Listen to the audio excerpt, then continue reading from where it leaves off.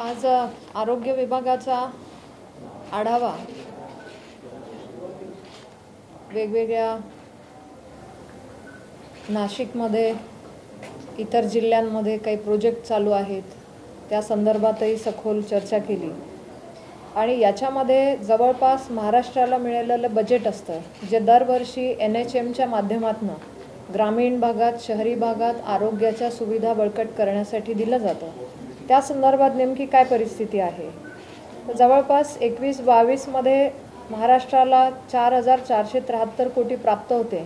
त्याचा खर्च झालाय की नाही तर जवळपास 90% काम पूर्ण झालेलं आहे आणि 3791 कोटींचे काम पूर्ण झालेले आहेत। 22-23 मधलं पण बजेट 5654 कोटी होतं।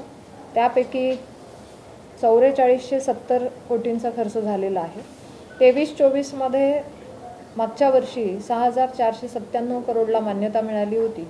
त्यापैकी आतापर्यंत 3450 कोटींचं काम पूर्ण झालेलं आहे। याच्यामध्ये वेगवेगळ्या कामांची म्हणजे सब सेंटर असतील, PHC असेल, डिस्ट्रिक्ट हॉस्पिटल, RH याच्या संदर्भातली पण कामं आहेत।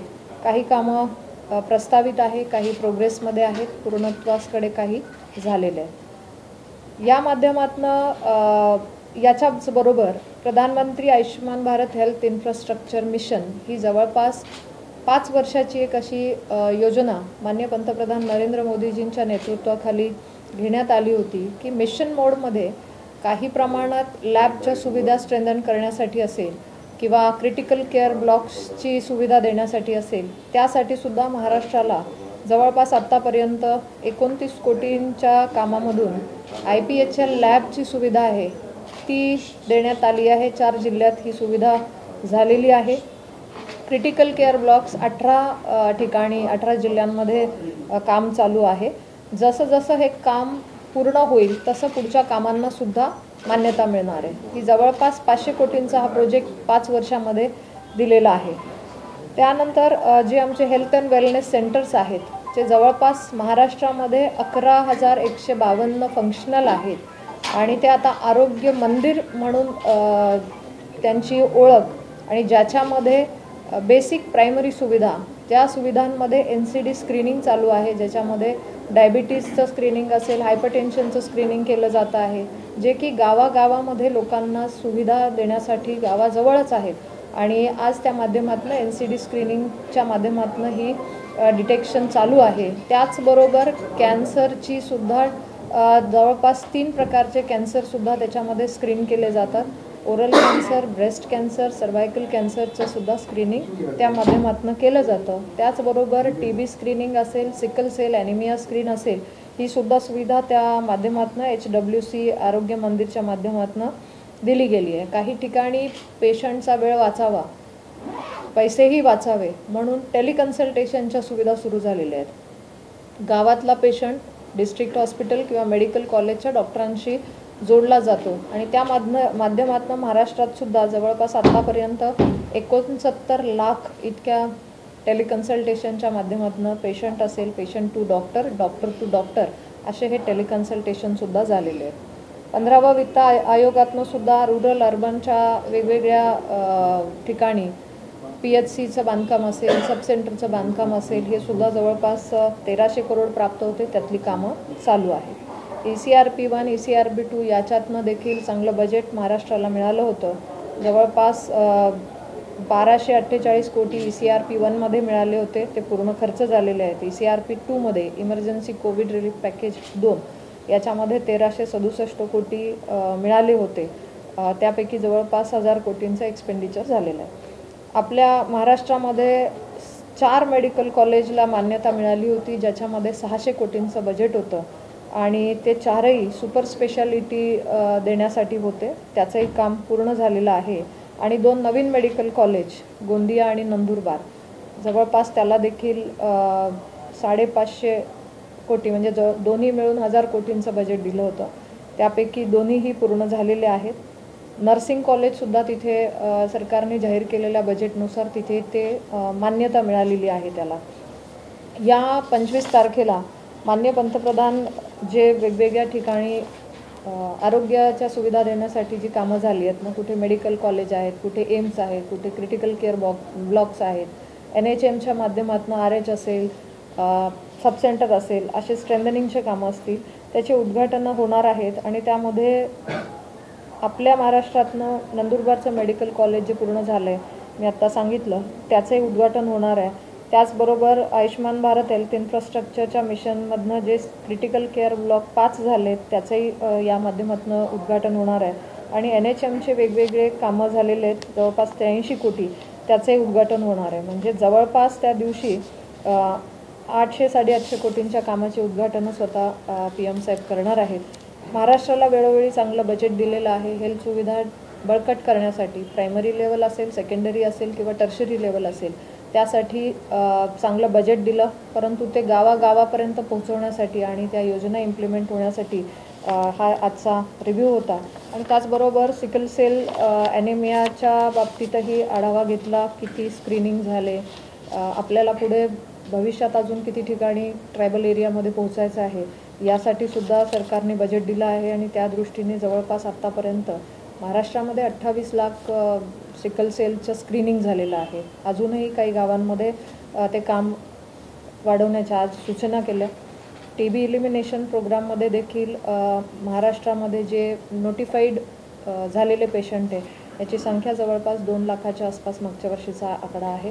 आत्ताही ॲक्टिव्ह केसेस किती आहेत त्याच्यासाठी आणि यांना औषधं सगळीकडे उपलब्ध होत आहेत की नाही TB पेशंटला, ते जवळपास सगळ्याच ठिकाणी उपलब्ध आहेत. ज्या जिल्ह्यामध्ये मागणी असेल तिथे लगेच पुरवठा करण्यात यावा.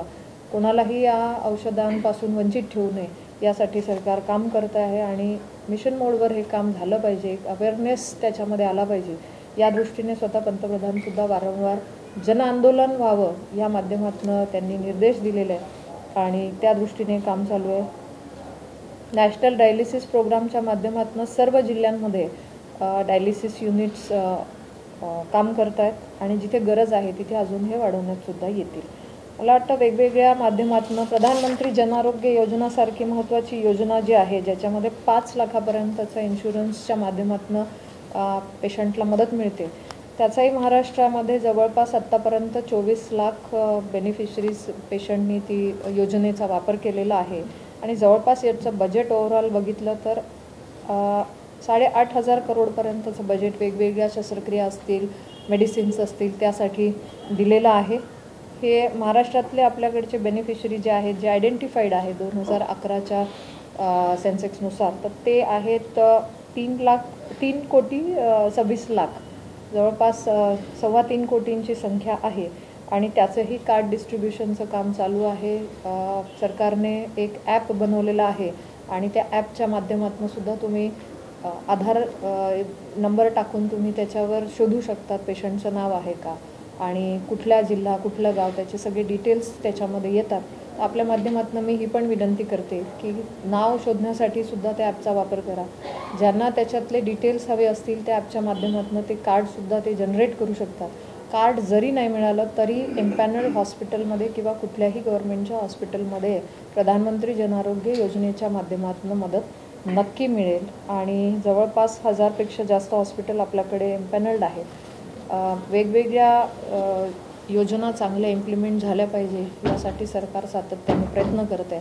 आणि त्यामध्ये प्रधानमंत्री जनआरोग्य असेल आणि महाराष्ट्र सरकारची महात्मा फुले जनआरोग्य योजना असेल, या माध्यमातून पेशंटला चांगली मदत दिली जाते. आणि यासाठी सुद्धा सातत्याने ग्राउंड लेवलला कॅम्प पण घेतले जातात. ह्या जनरेट अवेअरनेस करण्यासाठी असेल, कार्ड डिस्ट्रीब्युशनसाठी असेल, तालुका वाईज कॅम्प पण घेतले जातात. मला असं वाटतं की या सगळ्यांचा आढावा याच्यासाठी घेतला की आलेलं बजेट असेल आणि त्याचा जनतेला खऱ्या अर्थाने फायदा होतो आहे की नाही हे सुद्धा बघणं अपेक्षित आहे. आणि त्या दृष्टीने जी कामं मंजूर आहेत ती कामंही त्वरित झाली पाहिजे. औषधांचा पुरवठा असेल किंवा वेळोवेळी काही सूचना तक्रारी आल्या असतील त्याच्यावर काय काम केलं आहे याचाही इथे आज आढावा घेतला. आणि प्रत्येक जिल्ह्यामध्ये औषधं असतील, डायग्नोस्टिक असतील, हे अवेलेबल करून दिलं पाहिजे यासाठी आजची ही मीटिंग होती. आणि मी आभारी आहे की देशाचे पंतप्रधान नरेंद्र मोदीजी यांनी सातत्याने हेल्थ इन्फ्रास्ट्रक्चर स्ट्रेंथन करण्यासाठी आणि खास करून कोविडनंतर ह्या विषयावर भर दिला. आणि मी आभारी आहे डॉक्टर मनसुख मांडवियाजी, आरोग्यमंत्री भारत सरकार, की ज्यांनी सातत्याने याच्यावर प्रत्येक राज्याशी मीटिंग पण घेतल्या आणि जिथे जी गरज आहे त्याचे प्रपोजल्स पण मागवले आणि त्याला मंजुरी पण दिली. राज्याचे मुख्यमंत्री माननीय शिंदेसाहेब, उपमुख्यमंत्री माननीय देवेंद्रजी फडणवीस साहेब, माननीय अजितदादा पवार साहेब यांनी देखील वेळोवेळी या विषयांवर बेसिक सुविधा देण्यावर कायम पाठपुरावा केला. माननीय आरोग्यमंत्री सावंत साहेब यांनी देखील दिल्लीत काही मागण्या केल्या होत्या, वेगवेगळ्या स्ट्रक्चर असतील किंवा खास करून प्रधानमंत्री आयुष्मान भारत हेल्थ इन्फ्रास्ट्रक्चर मिशनच्या बाबतीत असेल, या मागण्याही सातत्याने करून घेण्यासाठी त्यांनी पाठपुरावा केला. मला असं वाटतं की सगळ्यांची ही सामूहिक जबाबदारी आहे, जास्तीत जास्त सुविधा या नागरिकापर्यंत पोहोचवण्याची ही आमची सगळ्यांची जबाबदारी आहे. त्या दृष्टीने हा आढावा होता. तुम्ही ज्या पद्धतीने सगळं सांगितलं, मात्र ज्या ग्रामीण भागात आहे, विशेष करून आदिवासी पाड्यांमध्ये खरं तर आरोग्य सुविधा अद्यापही मिळत नाही, त्यामुळे अनेक मृत्यूंना देखील सामोरं जातात. तुम्ही ज्या नाशिकमधून आहात त्या नाशिकच्या ग्रामीण भागांमध्ये पण या सगळ्या घटना घडल्या. पालघरसारखा असेल, या ठिकाणी मुंबईच्या लगत असणाऱ्या अशा देखील ज्या भागात औषधं मिळत नाहीये, रुग्णालय नाही, त्यासाठी काही विशेष आहेत का? नक्कीच आपण जसं म्हणाला तसं काही ठिकाणी काही प्रमाणात कधी कमतरता असते पण, किंवा पेशंट कधी उशिरा डायग्नोसिस, हाय रिस्क, आता तुम्ही जे उदाहरणं दिलेत ते हाय रिस्क माता होत्या, तर त्या पोहोचण्यासाठी असेल किंवा त्यांना त्यानंतर कुठे ट्रीटमेंट दिली पाहिजे त्या बाबतीतही कदाचित कधी उशीर झालेला असतो.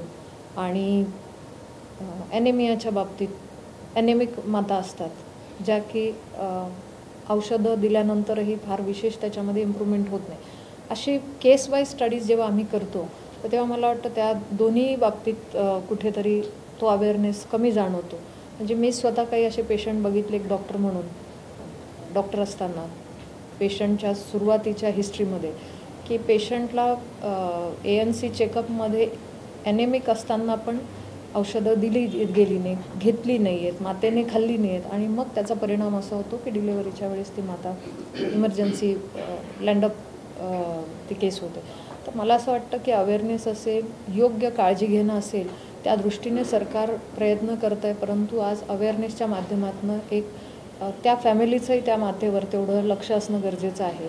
आम्ही आता एक किलकारी योजना जे महाराष्ट्र आणि गुजरातमध्ये आता ज्याचा प्रारंभ केला, की ज्याच्यामध्ये फोनद्वारे त्या मातेला फोन जाणार आहेत, एक कॉल जाणार आहे की त्यांनी काय काळजी घेतली पाहिजे. रजिस्ट्रेशन झाल्यानंतर त्या मातेला दर आठवड्याला त्या फोनच्या माध्यमातून ती मातेने काय औषधं घेतली पाहिजे, काय टेस्ट केल्या पाहिजे, ते होऊन त्या मातेला पूर्ण त्याच्यामधनं गायडन्स मिळणार आहे.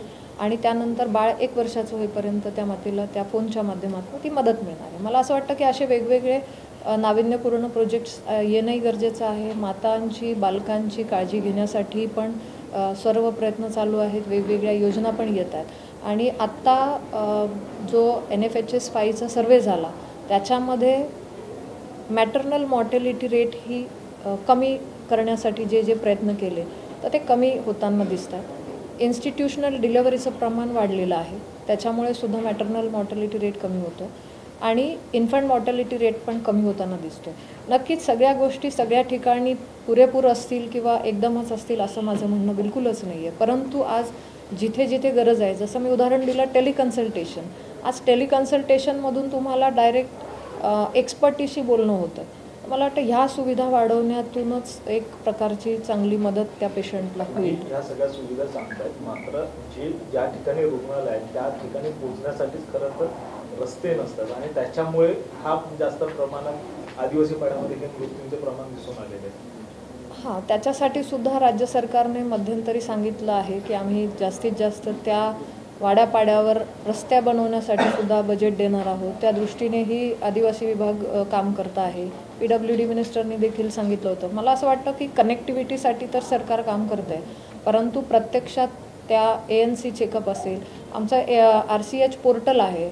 आता आमच्या अधिकाऱ्यांनी सांगितलं, MD NHM आमच्या ACS साहेबांनी, की आम्ही त्या पोर्टलला सुद्धा ट्रॅक करतो आहे. त्याच्यामध्ये हाय रिस्क माता कळतात आम्हाला. त्या RCH पोर्टलवरून त्यांनी मला सांगितलं की आम्ही सातत्याने याला मॉनिटर करायला लागलो आहे आणि त्यानंतर आम्हाला असं दर्शनास आलं की त्या हाय रिस्कमध्ये आम्ही हे केलं, मॉनिटर केल्यामुळे कदाचित चांगला एक रिझल्ट मिळतो आहे की त्या मातांची सुखरूप डिलिव्हरी पण झाली.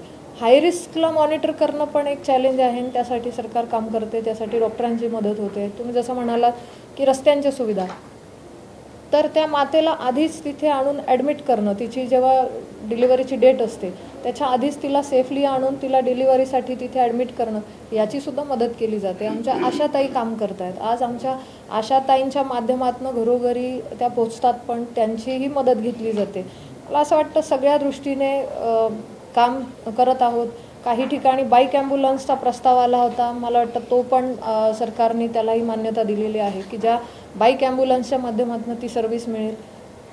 ह्या ज्या आदिवासी पाड्यांपर्यंत पोहोचण्यासाठी जे जे प्रस्ताव येतात राज्य सरकारकडून केंद्र सरकारकडे, त्याला प्रस्तावांना मान्यताही मिळते आणि आफ्टर ऑल सगळ्यांच्याच हेल्थसाठी सरकार काम करतं. याला सोडून एक वेगळा प्रश्न आहे, कांद्याचा प्रश्न असाच आहे. निर्यात बंदी जरी उठवली असली तरी कांद्याला दर नाही आहे, त्यामुळे अनेक शेतकरी संताप व्यक्त करताना नेमकी सरकारची याबाबतची भूमिका काय असणार? नाही, मी आधी तर धन्यवाद देते, कारण की खूप कन्फ्युजनमध्ये चाललेला हा प्रश्न आहे. मी तुम्हाला तुमच्या आभारी आहे हा प्रश्न विचारला. 2-3 दिवसापूर्वी पण याबाबतीत मीच स्पष्टता दिली होती. अजूनही मी एवढंच सांगते की निर्यातबंदी पूर्णतः उठलेली नाही, परंतु सरकार काही प्रमाणात असा डिसिजन घेण्याच्या याच्यामध्ये आहे की काही देशांची मागणी झाल्यास त्या देशांना आपण आपले जे मैत्रीपूर्ण व्यवहार असतात त्या माध्यमातून देऊ शकतो का. हे बघा, देऊ शकतो का, अजूनही त्या बाबतीत नोटिफिकेशन नाही. म्हणून आपल्या माध्यमातून माझी विनंती आहे की पूर्ण निर्यातबंदी खुली झालेली नाही, परंतु सरकार मात्र त्यातनं काही प्रमाणात घेण्याच्या विचारात आहे. तर त्या दृष्टीने जसं त्यातनं नोटिफिकेशन येईल तेव्हा नक्कीच क्लिअर होईल.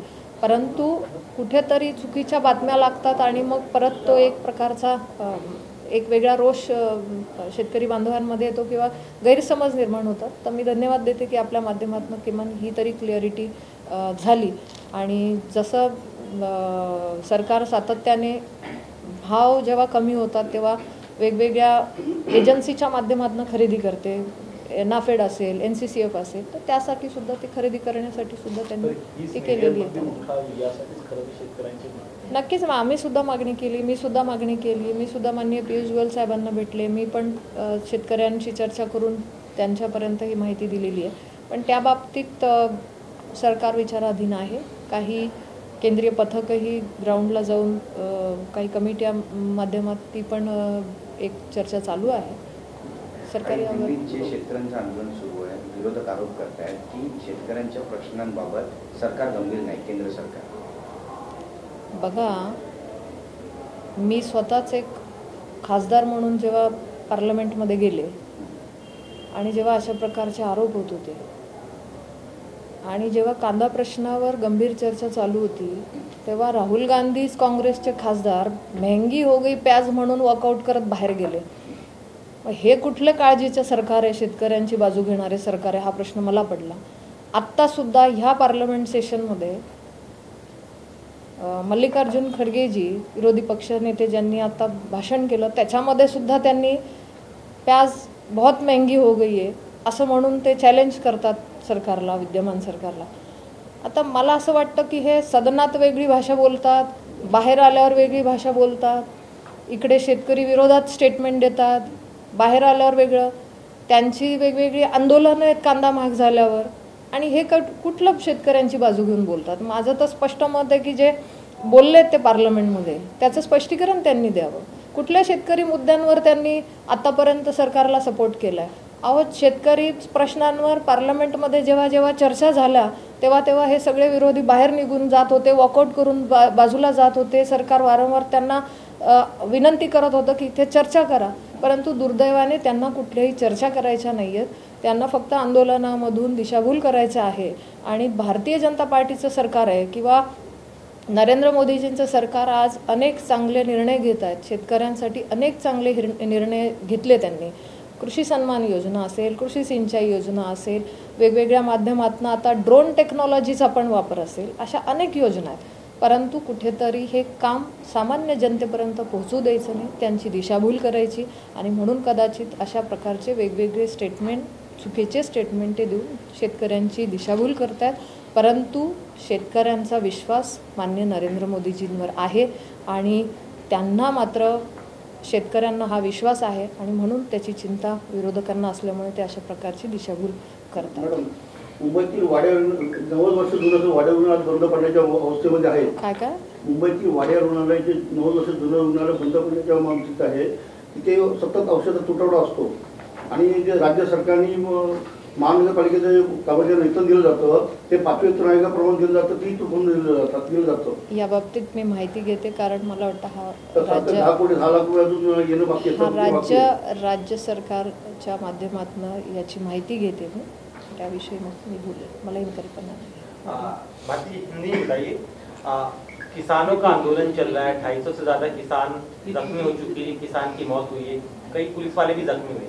भले राज्य सरकार का मुद्दा, लेकिन क्या केंद्रीय स्वास्थ्य विभाग इन घटनाओं पर नजर रखते हुए क्या जरूरत पड़ने पर स्वास्थ्य विभाग जो है सहायता देगा, स्वास्थ्य सेवाएं देगा किसानों को जख्मी हुए? देखिए, किसी भी सरकार की ये मंशा नहीं होती है कि कोई अघटित घटना घटे, कोई भी सरकार.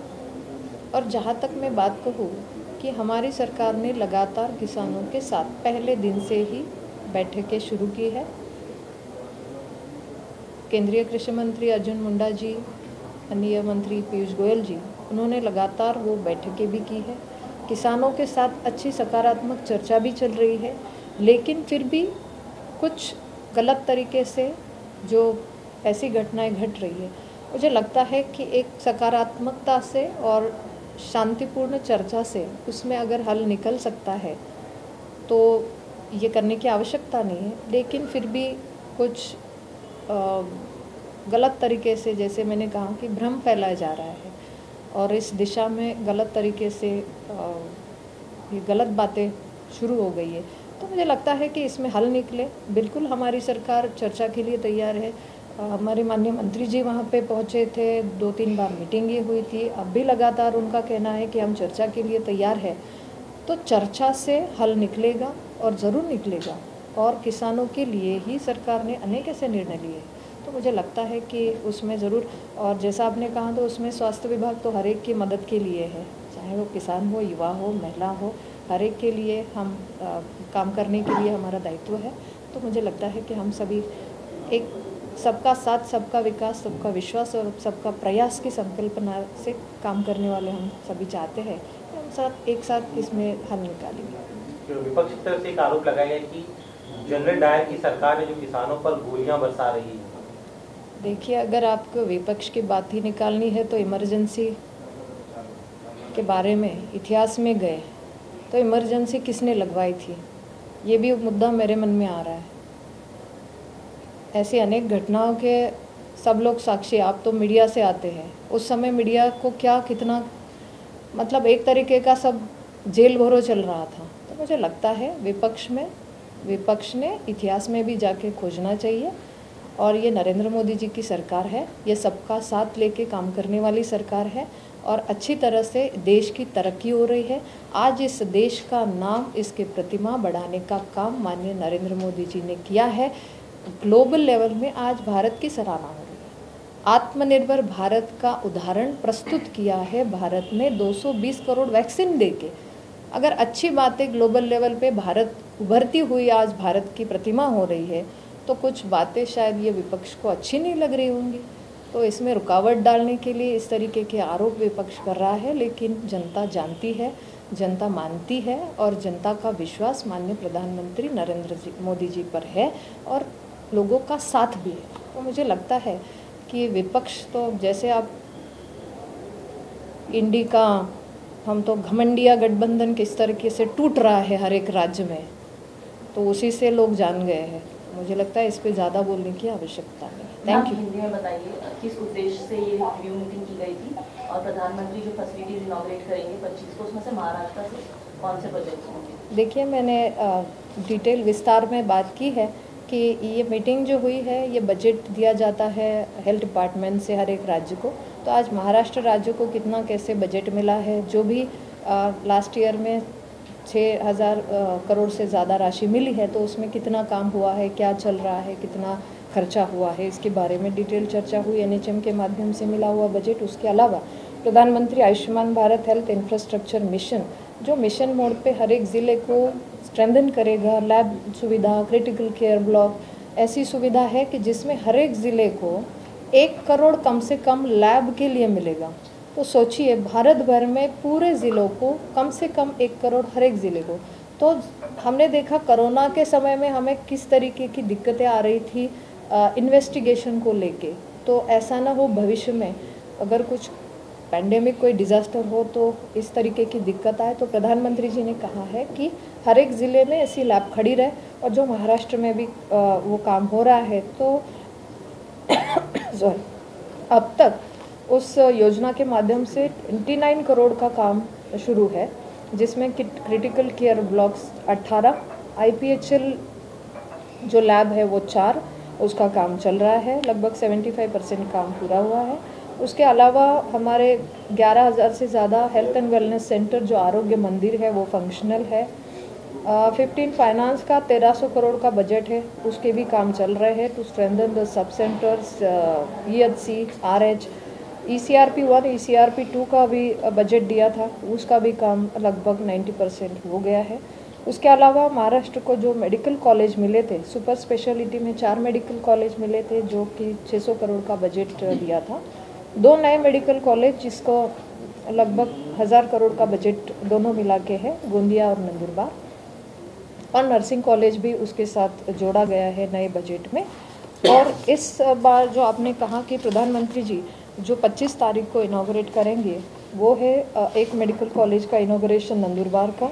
उसके अलावा प्रधानमंत्री आयुष्मान भारत हेल्थ इंफ्रास्ट्रक्चर के जो काम है CCB के, उसको भी इनॉग्रेट करेंगे।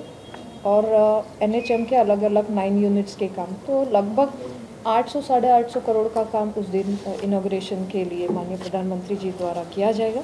और उसके अलावा TB एलिमिनेशन है, सिकल सेल एनीमिया के लिए क्या काम हो रहा है, डायलिसिस प्रोग्राम है, इस तरीके की योजनाओं को अच्छी तरह से इम्प्लीमेंट करने के लिए रिव्यू किया गया है। Thank you. प्रश्न आहे की आपण नवीन नवीन उपक्रम राबवतो, नवीन नवीन योजना करतो, हे चांगल्या गोष्टी आहेत, पण जे आपले पूर्वीचे जुने हॉस्पिटल मुंबईत ते बघितलं तर त्याच्यावर ताण बाहेरच्या राज्यांचा येतो. तर आपण असा काही सर्वे करण्याचा प्रयत्न केला आहे का, देशभरातली हॉस्पिटल्स काय काय परिस्थितीत आहेत आणि तिथली माणसं इथे येतात आणि परत कर्मचाऱ्यांची पण कमी आहे खूप पद्धतीने, आपण जाहीर केल्यानंतर ती इम्प्लिमेंट झालं पाहिजे, यासाठी आपण काय करणार आहे? नक्कीच एक चांगला प्रश्न आला आहे की हा ताण जो वाढतो आहे त्यासाठी नेमकं सरकार काय काम करतं आहे.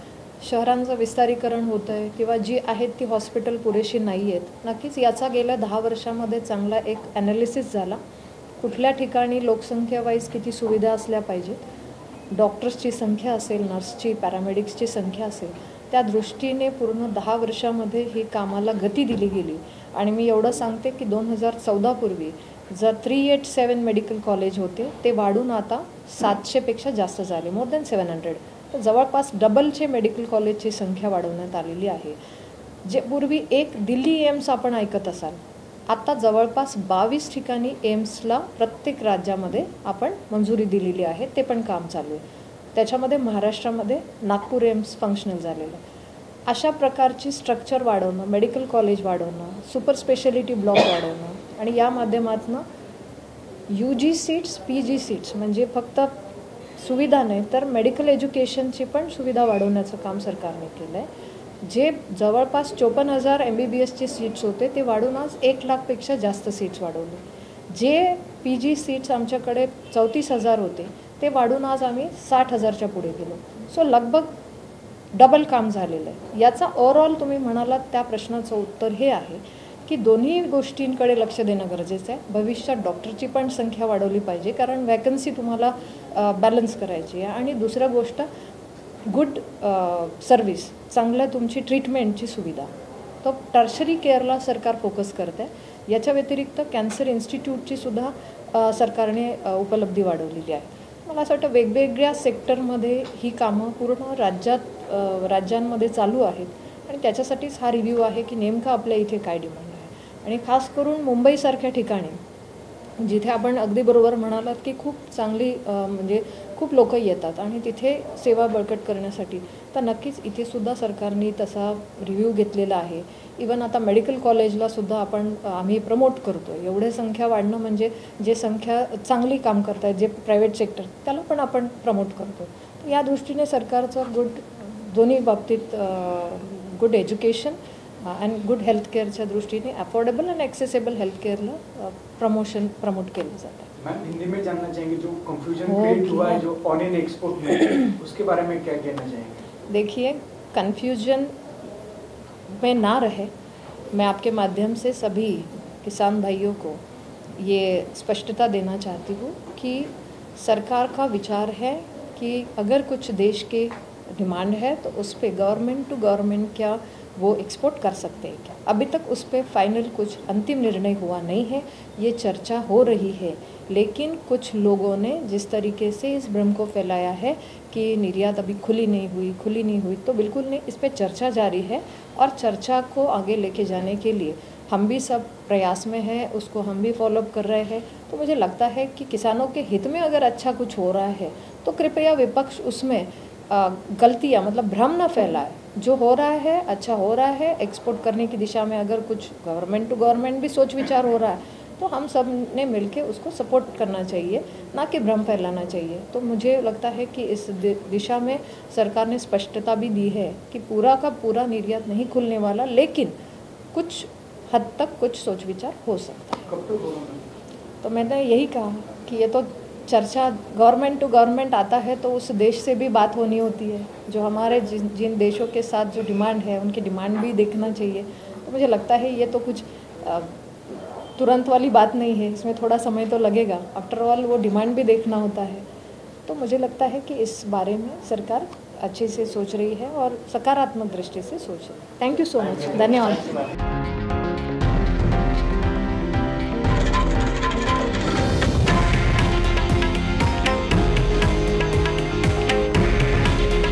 हे आहे देशातील नंबर 1 न्यूज नेटवर्क आणि आपण पाहत आहात TV9 मराठी. काळजी तुमची, हित महाराष्ट्राचं.